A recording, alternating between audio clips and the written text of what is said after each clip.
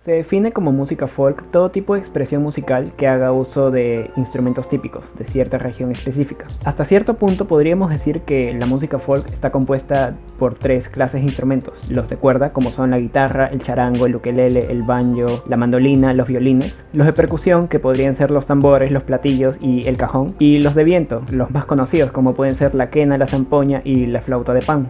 Para entender este estilo musical necesitamos analizarlo a lo largo de la historia, cómo ha ido creciendo de poco en poco hasta abarcar casi todos los géneros musicales y su posterior debacle.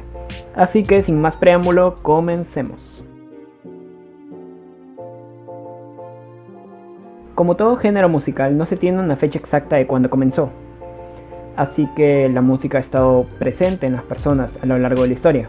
Podríamos empezar antes del consumo masivo, en el que se destacan artistas como Elizabeth Cotten, Mississippi John y los primeros trabajos de Johnny Cash, aunque muchos expertos argumentarían de que estos están más inclinados hacia el blues, el skiffle y la música country.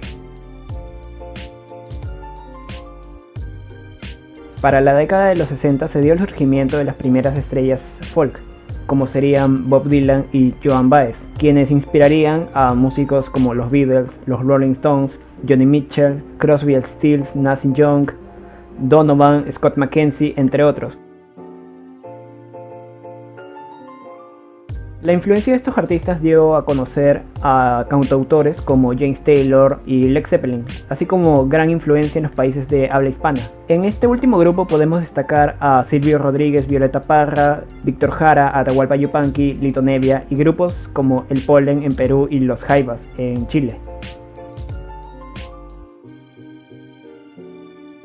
Para los 80, el folk seguía presente en conciertos de Pink Floyd y de Simon y Garfunkel, pero con el surgimiento del synth pop y la música hecha a base de computadoras, era más difícil encontrar estos exponentes que eran novedosos, por lo que algunos de los pocos durante esta década fueron Nick Drake, Tracy Chapman y Daniel Johnston.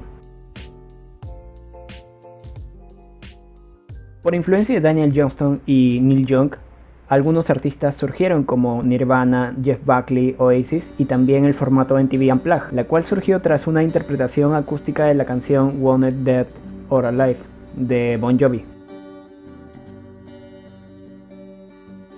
La música folk tuvo un gran impacto en la primera década del siglo XXI, con artistas como John Mayer y los primeros trabajos de Taylor Swift, aunque se dio la segunda oleada más o menos a finales de esta década y a comienzos de los años 2010, de la mano de artistas como Jake Buck, George Ezra, The Lumineers, Jason Mraz y por supuesto Ed Sheeran. Asimismo, en Perú tuvimos a grupos como Del Pueblo del Barrio en los años 80 y a Rafo Raes o Daniel F. en los años 90.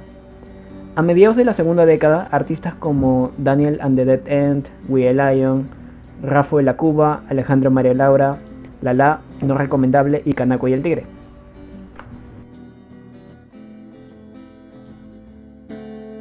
Como todo género musical que cuando domina el mercado o cuando existe una cantidad excesiva de exponentes en las listas top, esto llega a hostigar a mayormente la masa, generando una aversión por parte del público.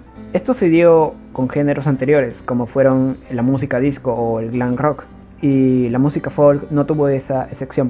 Es cierto que existe aún mucha música folk, pero esta ha perdido su carácter de protesta que tuvo en sus primeros años de popularidad. Ahora esta característica le pertenece a géneros como el hip hop o la música punk.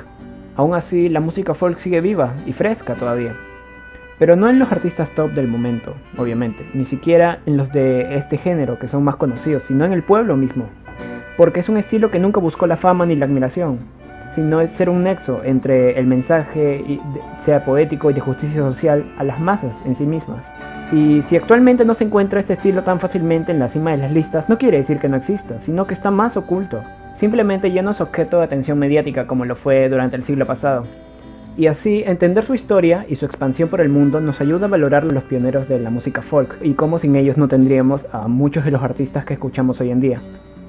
Hay mucha música folclórica de diferentes partes del mundo que aún no ha sido explorada por el mainstream. Y depende de nosotros ser quienes ahora estamos a punto de descubrirla, a solo un clic de distancia. Y con esto acaba la explicación acerca de la música folk, cómo ha ido creciendo desde sus inicios, cómo se ha ido desarrollando y con el tiempo lo que es ahora. Queda en debate aún si el folk ha alcanzado su mayor etapa de experimentación. A ver si encontramos algo nuevo.